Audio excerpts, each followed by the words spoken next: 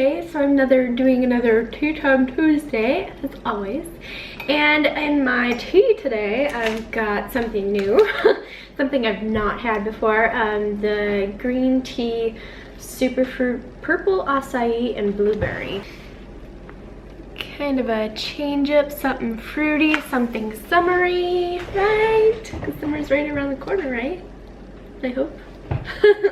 We're still kind of having cold weather here and there, but anyway, it's Tea Time Tuesday, and that's what I'm having. And let's get into it. So last Tea Time Tuesday, I kind of did a Life with Cancer tag, and since it is Melanoma Awareness Month, I'm gonna keep on going with that theme and keep on doing my part and spreading some more awareness about it, because I am living with cancer. So today I'm just going to get into it and just tell you guys my story about melanoma, because I have it and it sucks. But I'm just gonna tell you guys the whole story from day one to how I got it, how they found it, and the treatment that I'm going through, kind of all that kind of stuff leading up to now. I just had a treatment last week, so my energy is kind of not the greatest, but I'm gonna try to put some energy into this and kind of talk about it quick, because it is kind of a long story. There's a lot to it, so I'm gonna get into it. So the mole on my back that I had removed 1 year ago, 1 year ago, I first noticed it when I was halfway through my first pregnancy with Gracia, and it's kind of like underneath my bra strap, and so I was just it was just a regular day or whatever, and I felt I had an itch underneath my bra strap, and I was itching it, and then I felt this bump, and I was like, what is that? And so I look in the mirror and I see a mole there. I'm like, I have never seen that mole there before. And it was pretty big, probably the size of like my pinky nail. So I never noticed it there before. It's never bothered me. I've never noticed it, never seen it, nothing. And so that concerned me. So of course I called up my doctor real quick, and I said, I just noticed this, and they said, calm down. Moles change during pregnancy, so it's totally normal. Don't worry about it. And our skin does weird things during whatever. So I, here and there, after the pregnancy, I asked about it again with another doctor, regular doctor, and they said, no, don't worry about it, and it still continued to, itch a little bit, but they said, no, it looks fine, it looks like a regular mole. So I was like, okay, fine. And I never brought it up again to another doctor. It was like the winter of 2014, 2015. It was a year and a half ago. It was kind of confusing. Winter's long for us. So that entire winter, I was having some weird skin issues. I was having like some eczema up on my chest, and underneath my neck and my back, and it was bad. It was dry, it was itchy, it was icky and red, and I was like, what the heck is this? And I would put stuff on it. I would put coconut oil and creams and stuff like that on it, and it would go away, and then it would come back, and it would go away and come back, and it was just this repetitive on and on, off and on. And then I was just like, I was so done with it. I was like, I'm done. I'm gonna go see a skin specialist, a dermatologist for this, and just get it taken care of and see what the heck this is. Because, I was, with all my research and everything, it was like, okay, is this psoriasis? Is this just eczema? Or, what is this? Is it a food allergy or something? But, I hadn't changed anything much. So I decided to go see a dermatologist. I got the referral, I got to a dermatologist, and he looked at eczema, and he said, sure enough, it's eczema. Gave me a steroid for it, and I was like, I'm not feeling that. I'm not putting steroids on my body. But but anyway, dermatologists, when you go see them for anything, they just kind of look over your entire body for moles and, you know, little things that might concern them for cancer. And so I pointed out, I had to point it out because it was covered again by my bra strap. I pointed it out and I said, can you look at that one? Because I always wondered about it. And sure enough, he looked at it right away. He says, yeah, I absolutely want to biopsy that. So he took a sample of it and sent it in, and 2 weeks later, came back, and with a phone call, he said, I'm so sorry, but we can't confirm it right now, but this looks cancerous to us. We can't confirm it until we remove it. And like that just completely threw me for a loop. I was like, how can I have cancer? No way. Like, I never ever stepped foot in a tanning bed. I never just sit and lay outside in the sun without, you know, sunscreen on. You know, I seek out shade. I wear hats. I wear, you know, sunscreen like religiously because of my pale, sensitive skin that I already have. And I've done that forever. And I was like, how can this happen to me? And so, sure enough, it was a year ago on May 3rd that they went in, they removed the tumor, and they found 2 lymph nodes that were connected to the mole that were cancerous, that were kind of, lymph nodes are connected to our cells and everything, and 2 of them that were connected to that mole were cancerous. So it had already spread out into my body beyond that tumor point. So that meant that it had gone to stage 3, possibly stage 4. But they wanted to make sure, they wanted to go in and remove all of the lymph nodes from my right armpit.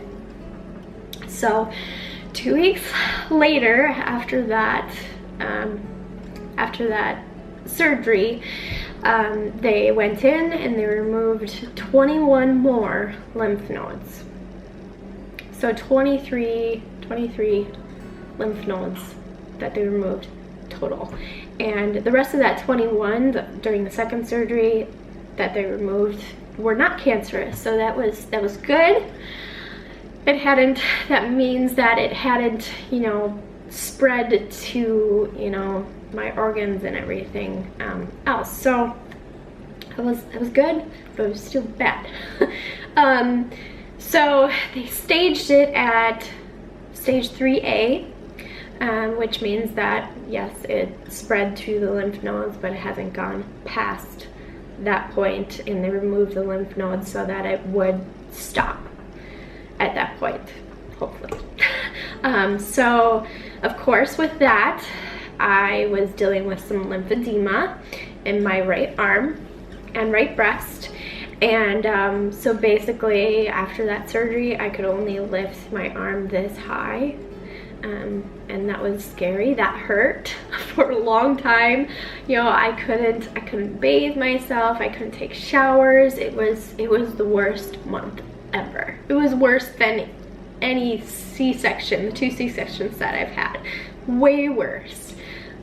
With recovery, you know, I couldn't sleep on my side. I'm a side sleeper, back sleeper. You know, I couldn't do that. I could only sleep on my left side. And of course, that brought on, you know, discomfort in my body, my back, and everything else. It was just bad, horrible recovery. And with that, and so then I've had to have physical therapy with this arm, and, you know, so I went from being able to lift it from here all the way up here.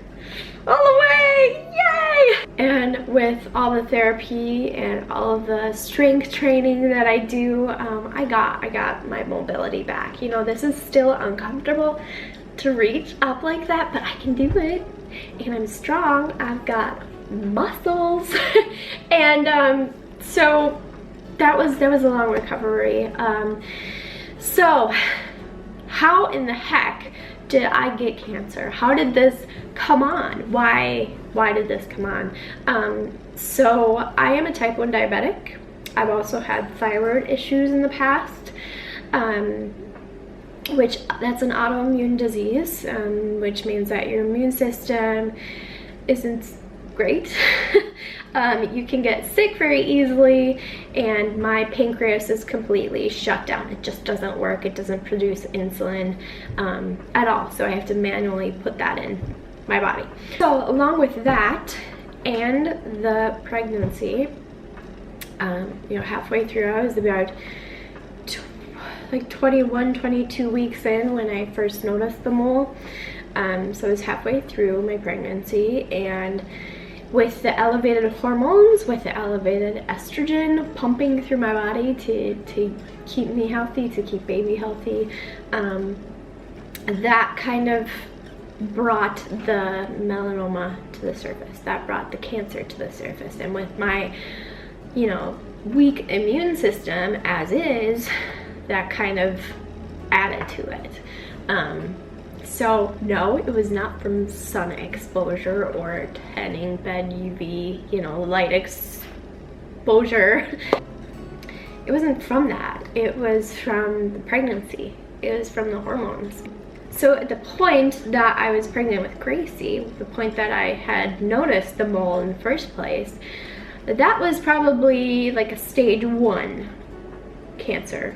So since that point to my surgery, it was like 3 years, almost 3.5 years.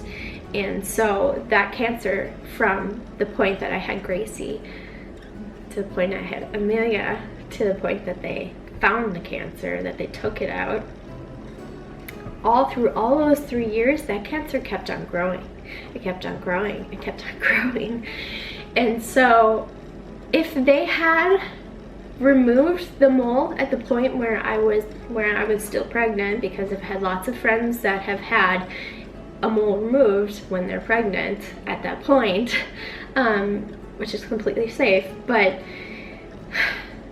from that point, if I had that mole removed at that point, I probably wouldn't be standing here talking to you about melanoma today. I probably wouldn't have to be going through these stupid treatments, and I wouldn't have to wake up each morning and fear that, you know, tomorrow I would be told that, you know, it spread, and that I've got, you know, a shortened amount of time to live for my life to live, you know. So if you have a mole that you're the least bit worried about, that you're thinking about, maybe I should get checked, but I don't have the time, please go get checked. Just schedule an appointment with a dermatologist. Obviously don't go to a regular doctor, but schedule a dermatology visit. Just have them check you over. If you're just the least bit concerned about one, just do it. It might save your life. It might be at that point that I was at with Gracie, that it could be just stage 1 and you could remove that mole and just be done with it and not have to worry about, you know, it spreading to the lymph nodes and spreading to the organs, and, you know, I have cancer for the rest of my life and my life might be shortened because of it.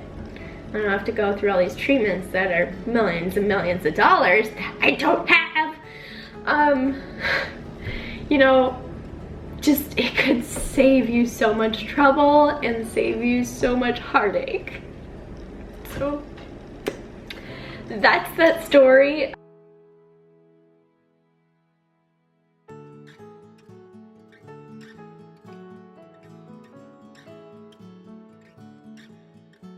Currently, I'm going through a clinical trial for treatment, and actually after my 2 surgeries back to back, I was referred to an oncologist,